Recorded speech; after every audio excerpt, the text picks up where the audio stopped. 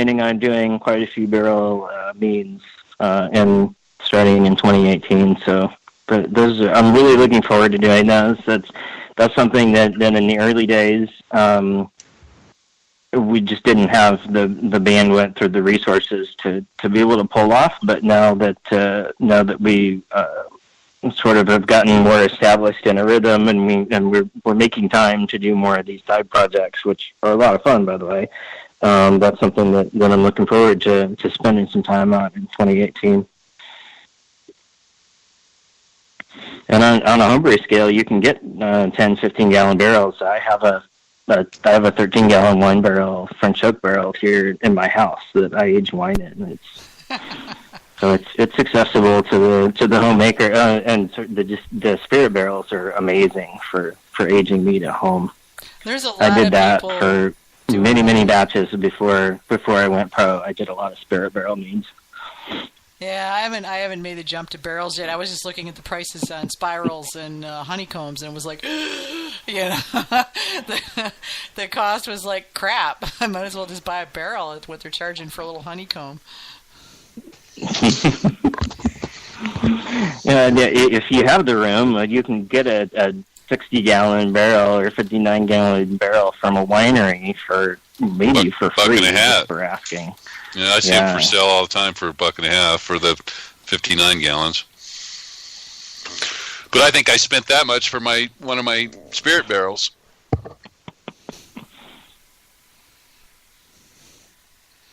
Yeah, I don't know. I just haven't had the nerve, and I don't have the room. I'm taking over a spare bedroom we have in the basement for. My husband has banished me. He's like, get out of the kitchen with your mead making. You will take it out of here, and you will go downstairs. No, off with you. So, yeah. I'm going to be lugging, like, buckets of water up and down the stairs. That should be interesting. But, yeah. Well, cool. I mean, I think, we've given people a lot of good data to work with in terms of, making good session meads. It's kind of an arcane science right now. It's new enough that, at least on the public scene that people aren't really playing with it, as much as they want to. There's a lot of want, but not a lot of do happening from what I can see out there in social land. So definitely interested to see what folks are doing out there, home mead makers who are getting into this. What you guys are doing. Having run the Texas Mead Cup for the last 4 years, I got to try a lot of entries that came across, and I got a lot of inspiration, a lot of well, that's what this tastes like. So that was really fun. And so keep them coming, and because it just because we're over here, making it pro doesn't mean that we don't need inspiration ourselves. We don't come up with all the ideas, but you guys come up with a lot of the great ideas, and this is one of those areas where I really am excited to try and see what you guys are doing. I'm curious, when you started thinking about and developing your product line for your sessions, did you feel like you needed to create a particular style of session to kind of compete with a style of beer?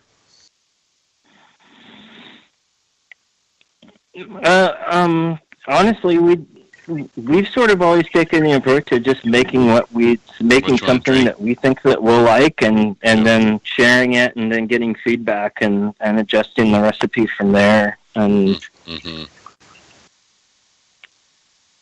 And that's one of the beauty of home mead maker, being a home brewer or a home mead maker. I mean, we're still Mike and I my mead maker and I are both still very active members in the local homebrew club. We still go to as many of the meetings as we can make it, and we share pilot batches and war stories, and we learn a lot there and get a lot of feedback from other brewers. So that's a really great forum. If you have access to a homebrew club, that's a great place to swap ideas and get feedback as well. Yeah, we're real fortunate here that we've actually got a little mead group that we do that with a bunch of Colorado Front Range guys that are very good mead makers, and I just love it. We have so much fun on. In fact, it's tomorrow night again, and yeah, it's a great thing to have access to if you guys can set it up somehow in your towns. Yeah, having a good group. I haven't got a really good. My homebrew group here is like I'm the mead gal. And so once a year they have a mead meeting, and they're like, "Vicky, bring a bunch of mead. We want to try some." And that's what I do, you know. And then they go back to making beer for the rest of the year, and it's like, really, you know. So they just want you for your mead. They just want me for my mead. Yeah, that's the only reason they like me. Because I show up with like a case of mead from all over the world, and then I pass it around. Everybody drinks it, and I tell them what it is and where it came from and why it tastes like that. And yeah, and you know, so yeah, it's frustrating because I don't really have a local group that is, if not mead-centric, at least mead-aware, you know. So I'm kind of out in the desert here in terms of that. So most of my mead interaction happens in the online groups. That's where my peeps are.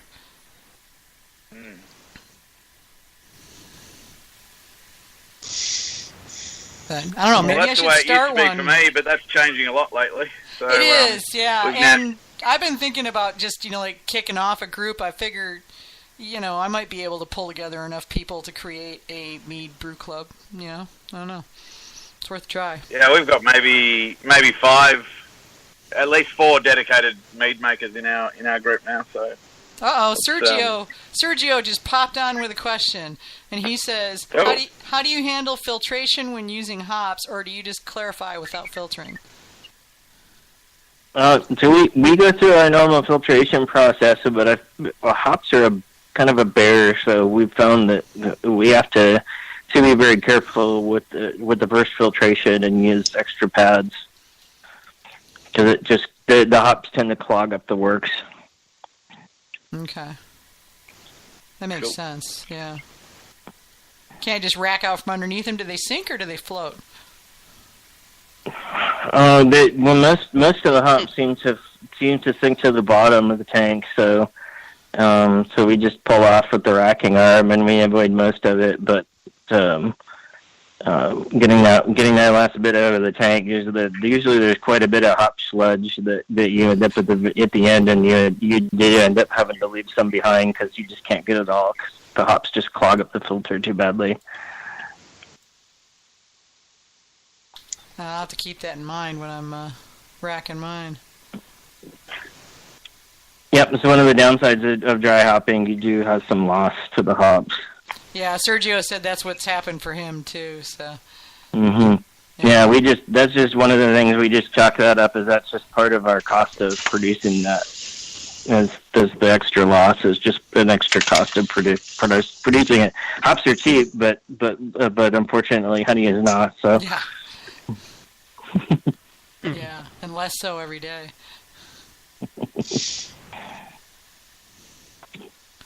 So what do you think, Ryan? Ryan, have we milked Eric dry? I think so. I think we covered a lot of information in a good period of time, and you know, I think so. Eric, if you mentioned that you're going to be opening up here in Colorado shortly, if you ever get out this way, look me up and get in touch with me. And if you've got some time, I'd love to, you know, show you around the town a little bit and, you know, do that kind of thing if you're here on a business thing and have a little bit of time. Yeah, I'm not sure when I'm going to make it up that way myself. I know that our sales folks are definitely going to be headed up your way for our launch up there. So right, awesome. It should be sometime in November is the current plan. So yeah. Just in time to do a little skiing if things work out. Yeah, but I'll definitely be up there at the Mazer, so I'll see me there, if not before. Mm-hmm. Yeah, cool. we should have some downtime in there. That's why I built in that networking event on Wednesday night, so everybody can sit around, drink mead, and eat munchies and talk. That's the idea. Super. Yeah. So, all right, well, then we'll let you get back to taking candy away from your child so she doesn't overdose and stay up all night hyper.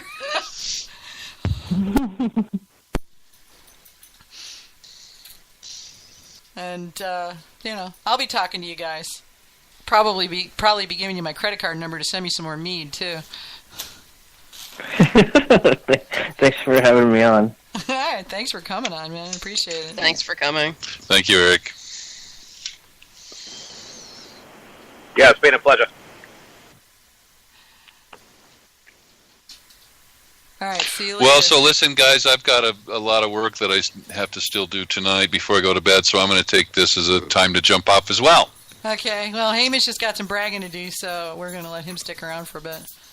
All right, good night, everyone. Bye-bye. Bye, Ryan. Yeah. Chris is asking another question. It's like, oops, too late.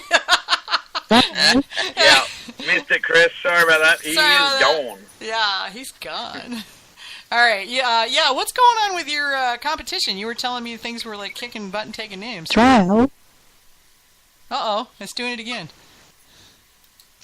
Oh, we're in trial mode. Whoa. Yeah, I don't know Awesome. why it does that. It's like it doesn't do it, and then all of a sudden it does it like out of nowhere. Anyway, talk about your competition quick before she does it again. Okay. So, yeah, the Elston Wine Guild, which is having their annual wine show coming up on November 19.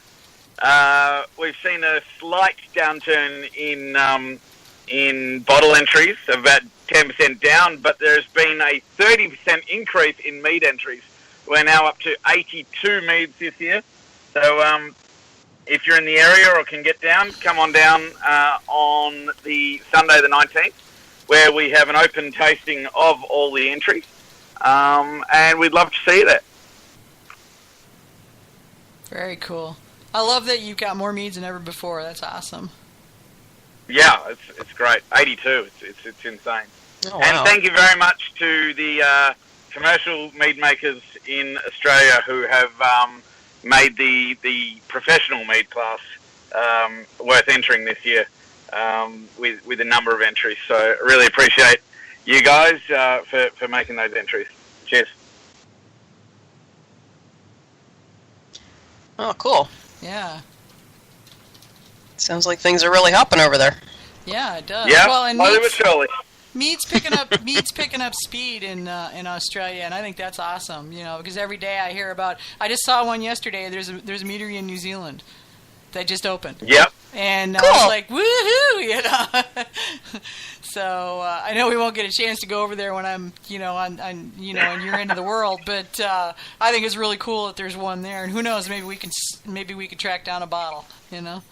If you get a flight via South America, you'll be forced to stop in New Zealand. Okay. I don't know. It's going to depend on what I can find. It's hard to say. Thank you, Sergio. Yes, yeah. hilarious. Sergio's making bad Jersey jokes about Australia. That's hilarious. Yeah, about using hops and kangaroos. Yeah, so haha, get it? Yeah. Yeah. Okay, So, yeah, that's it for me. Okay. We got a bunch of upcoming activity. Hopefully some of you made it to all of the various... There was so many Halloween celebrations at various meaderies, and actually one that can still be happening. Rabbit's Foot Meadery is having their annual Halloween party tonight, and they're on the West Coast, so it's earlier there. So hurry up and get to Rabbit's Foot and get your mead, And then tomorrow, Honeymoon Mead and Cider has Pace Rubidoux. It's a musical. A musician. And then also tomorrow, New Day Craft Mead has their weekly Mead and Knead. I'm going to get that K in there. It's a weekly, you go have mead and get a massage. It's like, dude. Oh, no, that's cool. Yeah, I know, right? I would be there if I was anywhere near this place. November 2nd. Here, I was assuming it was bread. Yeah, I know, right? That That's was what I my did first too, thought. until I looked at it. It was like, oh, what, mead and bread? That works, Wait, massage? Dang. Dang, yeah. November 2nd, Boss Meadery has Comedy at the Meadery. They're having a comedy jam, so it's an open comedy, like open mic comedy thing, which is pretty cool. November 3rd, St. Ambrose Cellars in Michigan has has the Feral Cats music, and then on the 4th they have